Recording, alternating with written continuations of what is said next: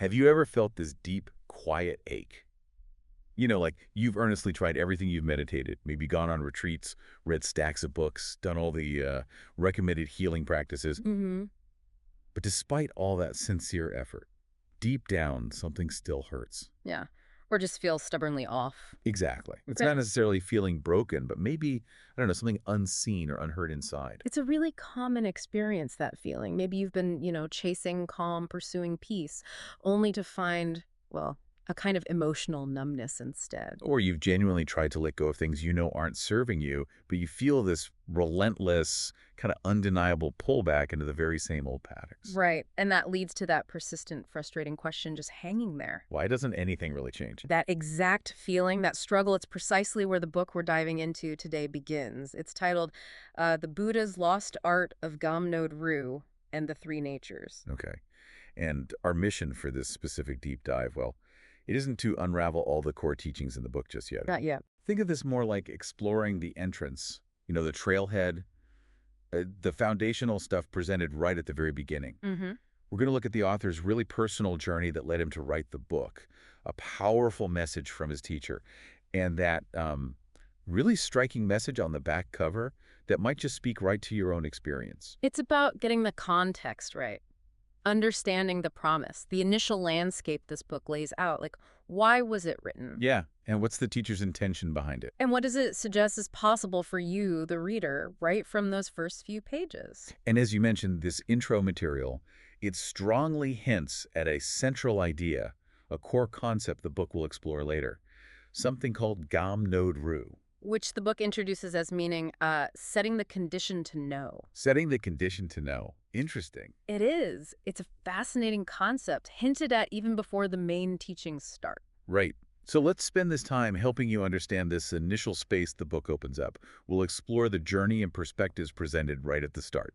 And why it suggests that the answer to that big question, why doesn't anything really change, might lie in a direction you haven't perhaps considered before. Absolutely. And the author's own story, that feels like the perfect place to start. It's quite raw. It really is. Okay, let's unpack Alan R. Scott's journey, as he describes it in the book. This wasn't someone who just, decided to write a book about an interesting topic. No, not at all. It's deeply rooted in his personal search. Yeah, and you really see that in the about the author part. He talks about 18 years dedicated to studying Theravada Buddhism. 18 years. Think about that. Nearly 2 decades. And like you said, this wasn't just casual interest, Right.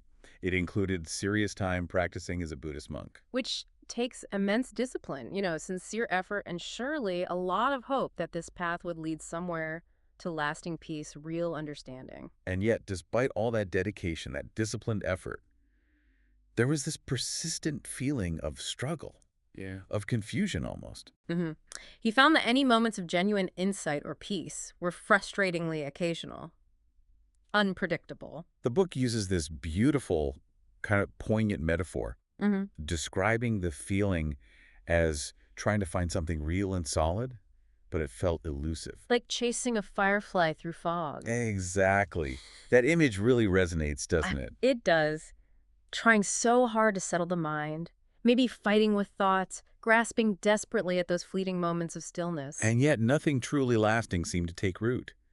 He describes reaching a point after nearly 2 decades of this, striving without the breakthrough he wanted. Of quiet exhaustion, just realizing he couldn't keep pushing the same way, applying the same kind of pressure. And here's where his story takes that really interesting turn. Yeah. Instead of abandoning the spiritual path entirely, which you might expect out of sheer frustration, Right. he stepped back from the pressure he'd been applying.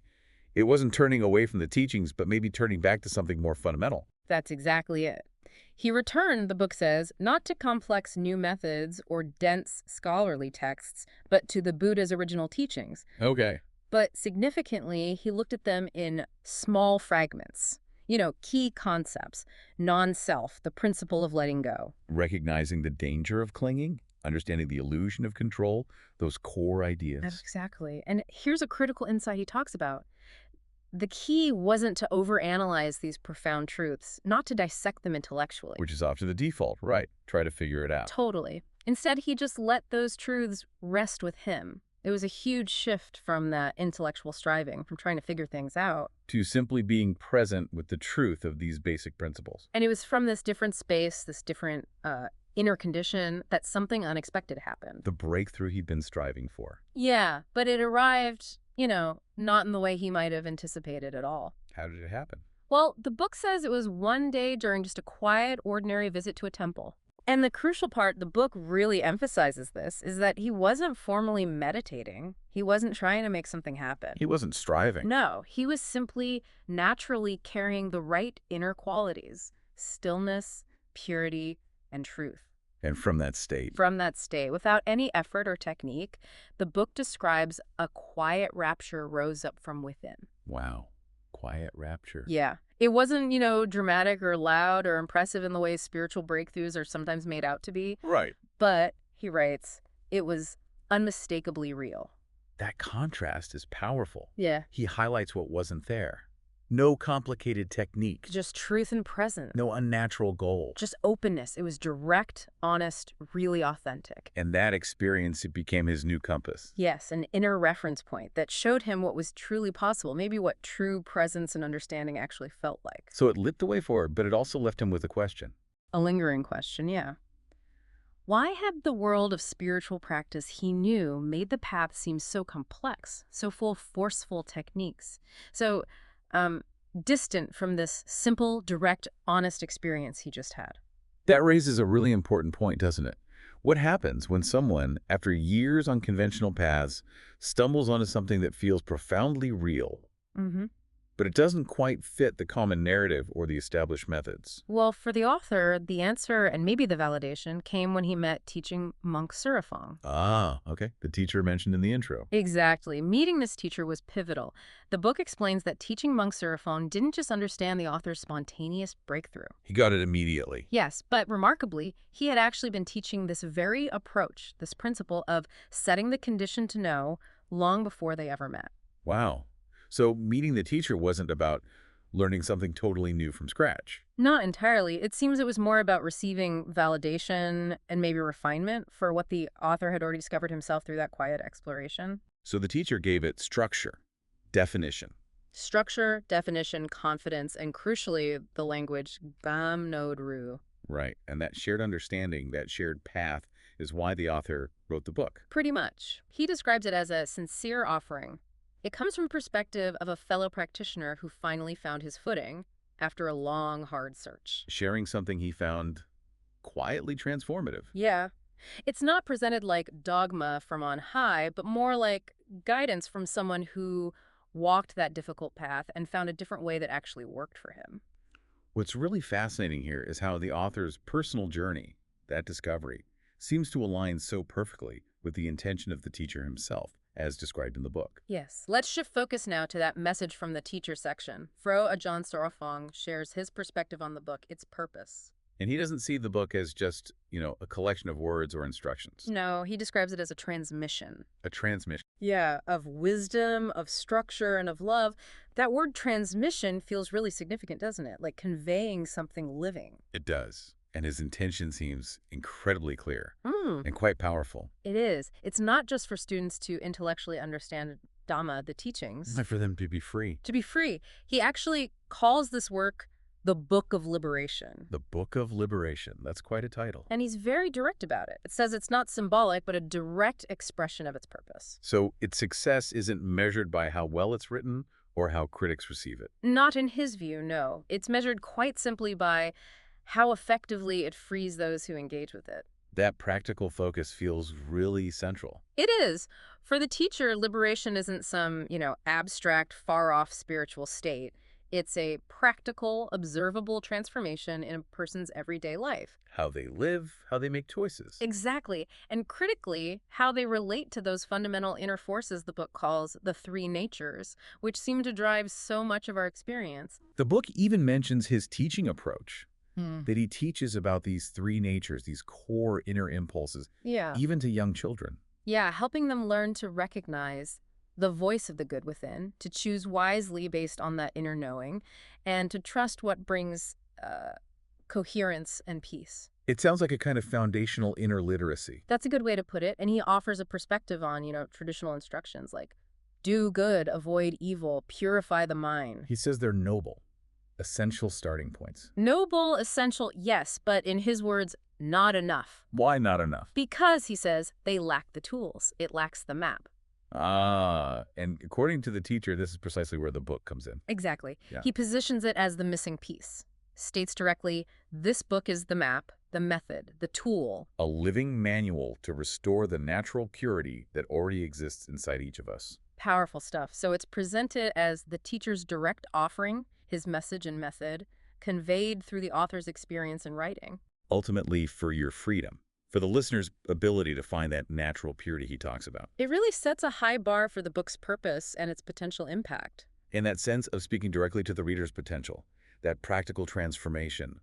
That brings us neatly to the third piece of this intro landscape, the message on the back cover.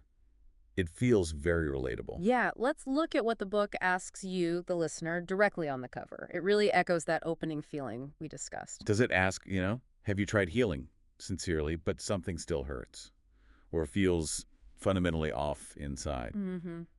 And have you chased after calm, longed for peace, but found yourself just feeling numb? Have you genuinely tried to let go of things you know are holding you back, but still feel that persistent, strong pullback into old, familiar patterns? And there it is again, that core question. Are you still asking yourself, why doesn't anything really change? And the book's answer on the cover is quite direct. Very. It just states, this book is for you.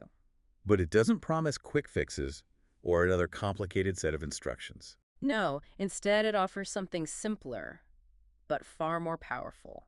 What's incredibly compelling there is the promise it makes. A way to see clearly right in the middle of real life. Yeah, it explicitly says this isn't about leaving your life or your challenges or your experiences behind. It's about gaining clarity, understanding from within your real life, just as it is. There's a powerful shift implied there, isn't there? A move away from running. Running from discomfort, running from difficult emotions, maybe even running from ourselves. Towards knowing. Really knowing what's actually happening inside you, without the judgment or the distortion. And the cover includes a statement that, honestly, could be quite freeing just on its own. Which one? The world was never the problem, and neither were you. Ah, yes. That instantly shifts the perspective, doesn't it? Away from blaming external circumstances for our internal struggles. And just as importantly, away from that common internal story of self-blame, feeling like we're inherently broken or flawed.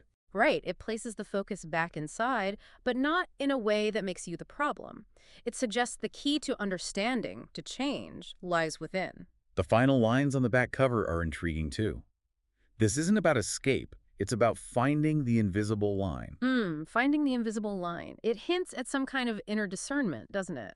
A clarity that lets you see something fundamental that maybe wasn't visible before. So if we connect these three pieces, then the author's long dedicated personal search, finding a breakthrough when conventional methods felt lacking. The teacher's clear, practical vision for liberation as an observable, real-life transformation. And the deeply relatable questions and direct promise offered right there on the back cover. You see how they all kind of converge? They really do. They're all pointing towards this core message, this method the book is going to explore, the lost art, as it calls it, of Gom Nod Ru. Or setting the condition to know. Right. They're showing the shared human experience of struggle and seeking, sharing how the author found a potential answer through a different kind of approach. And promising that this answer lies not in more complexity or trying to escape, but maybe in developing a practical, accessible skill of simply knowing what's happening inside. So, yeah, this deep dive has covered the personal struggle that led the author, Alan R. Scott, to search so deeply.